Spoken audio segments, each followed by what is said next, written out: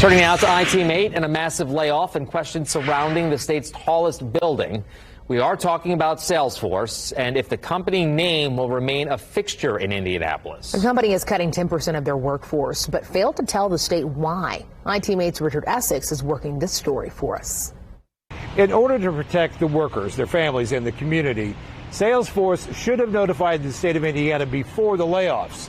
As of today, Salesforce has not contacted the state. When the company notified their employees of the layoffs, the state should have been notified.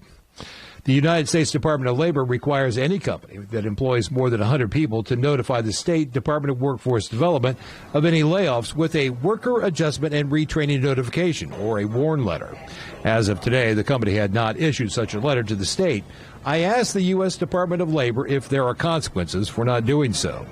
WARN is enforced through the U.S. district courts. Workers, their representatives, and units of local government may bring individual or class action suits against employers who they believe to be in violation of the act.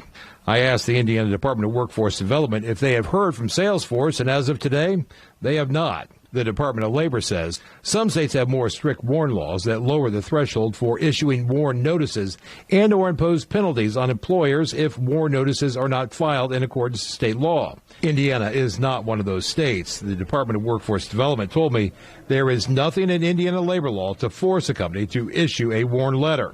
The staff reduction does raise questions about the future of the Salesforce Tower. Salesforce CEO is expecting to pay out between $450 to $650 million to get out of leases and other real estate. The company has not said if Indiana is one of the areas that they plan to exit.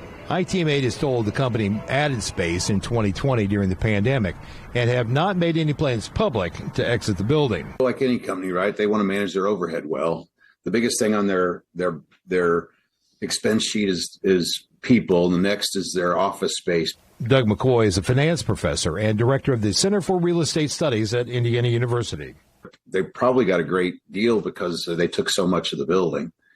And, you know, people would love to have them, right? They're a good tenant, they're a credit tenant, you know, and if they're going to take a lot of your space, you know, the more you take and the longer you're willing to commit to it for, you know, you can get a good deal. And I would see the signage for a large tenant like that more as a perk.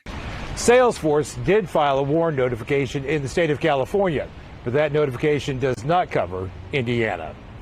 In Indianapolis, Richard Essex, Wish TV, IT-Mate.